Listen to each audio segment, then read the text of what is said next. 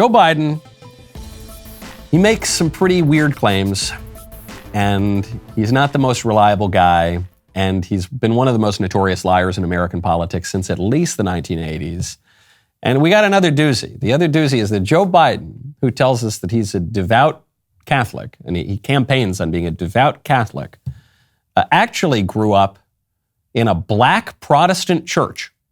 And let's lay one thing to rest. I may be a practicing Catholic. We used to go to 7:30 Mass every morning in high school and then in college before I went to the black church. Not a joke. Andy knows this. Not a joke. I went to the black church. He made these comments at Ebenezer Baptist Church in Atlanta, Georgia, for Martin Luther King Day. And Biden claims, he says he went to daily Mass, and then every day he went to that black church. I assume he went with his friend Corn Pop. Corn Pop actually passed the collection basket around.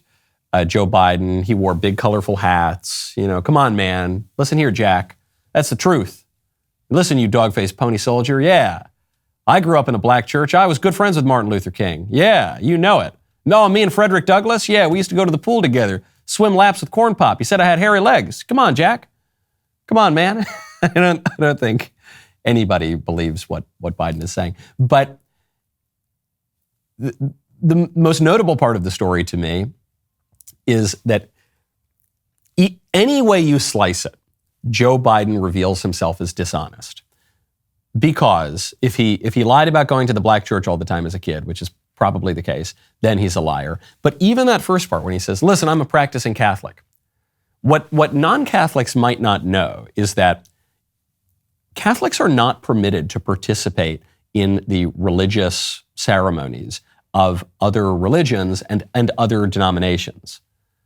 So if you're a practicing Catholic and you go and you are regularly attending a Protestant church and participating in those activities, that's actually considered a sin in the Catholic Church. You're supposed to confess that sin when you go to confession. You would not really be able to call yourself with a straight face a practicing Catholic if you are regularly and willfully violating that requirement of the church.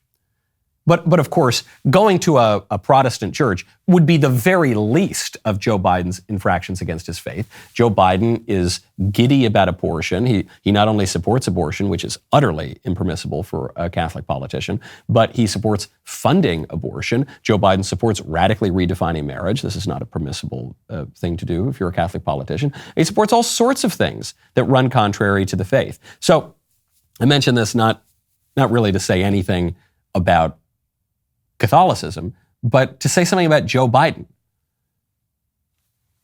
Any way you cut this story, he's a liar. He's not a practicing Catholic, and he probably didn't go to this church, and you can't believe a word that this guy says. And so when you get back to a scandal like the classified document scandal, this is why nobody believes his excuses.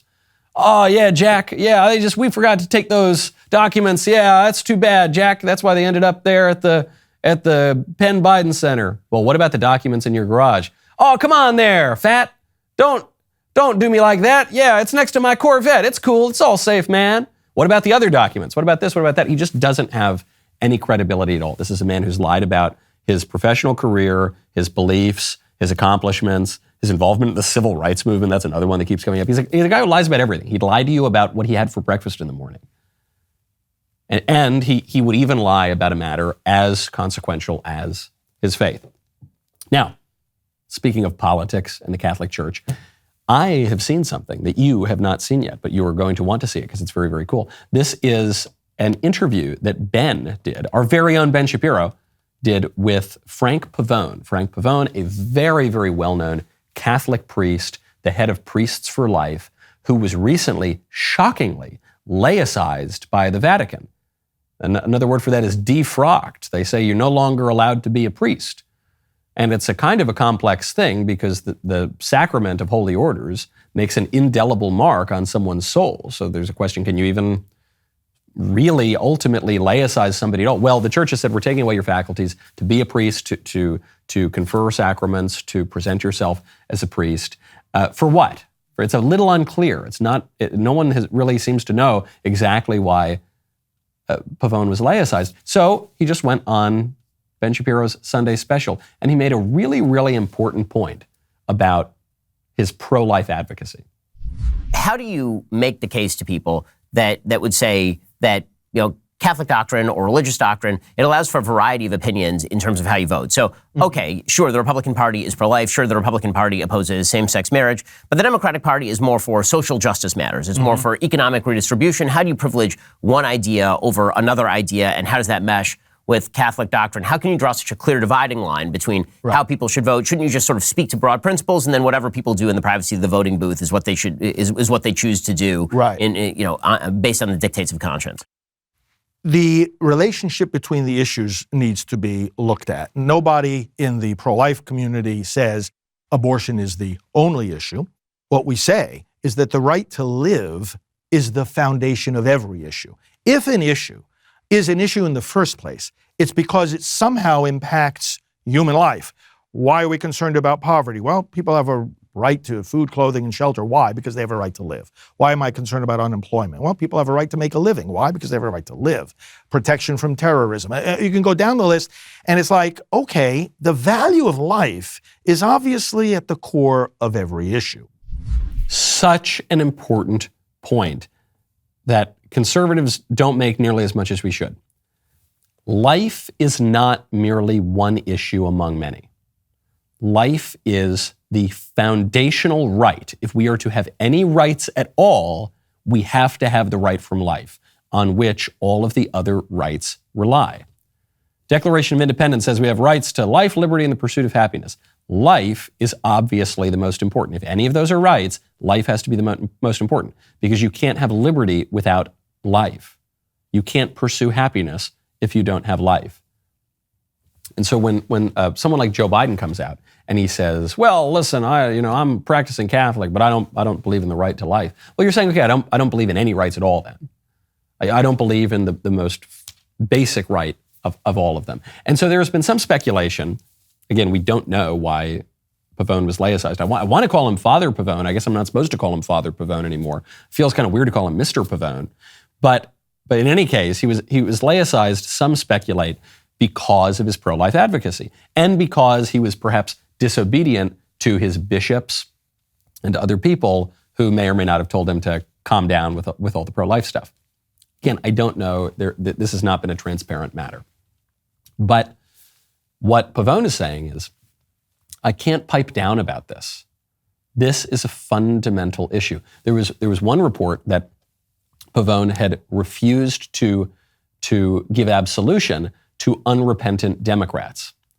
And this was a big headline, sounds really shocking. The sacrament of confession is where Catholics go and they confess their sins, and the priest, deriving from Christ's conferring of the right to loose and to bind. Christ says, here is the power to forgive sins. What sins you forgive are forgiven, and what sins you retain are retained. And so what Pavone is saying is, I cannot absolve someone of their sins if they're not repentant.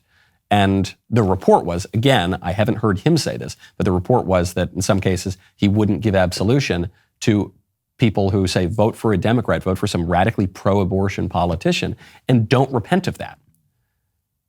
Well, fair enough, it seems to me. If you're sorry, if you say, look, I supported abortion in the past and that was wrong, and I'm sorry, please, I'm asking God's forgiveness, then you receive God's forgiveness. But if you don't, if you say, yeah, I support baby-killing politicians, and yeah, I think it's totally great to support legal abortion and even taxpayer-funded abortion, okay, give me absolution.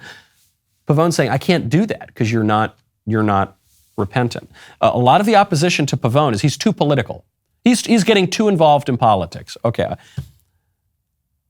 I don't even really know what that means. Yes, we don't want to see priests, just chumming it up with one candidate or some other candidate or something. We want our priests to be doing something different than our politicians are doing. Sure, okay, I see all of that. But we're supposed to pretend now that our spiritual leaders have to remain neutral? There's no neutrality. We're in a spiritual war. And what, we're supposed to pretend that the guy who's running to save the babies and the guy who's running to kill the babies, that we're going to not have a preference between those two things? We're not going to tell our flock who to go to? I'm not a priest. I don't have a flock.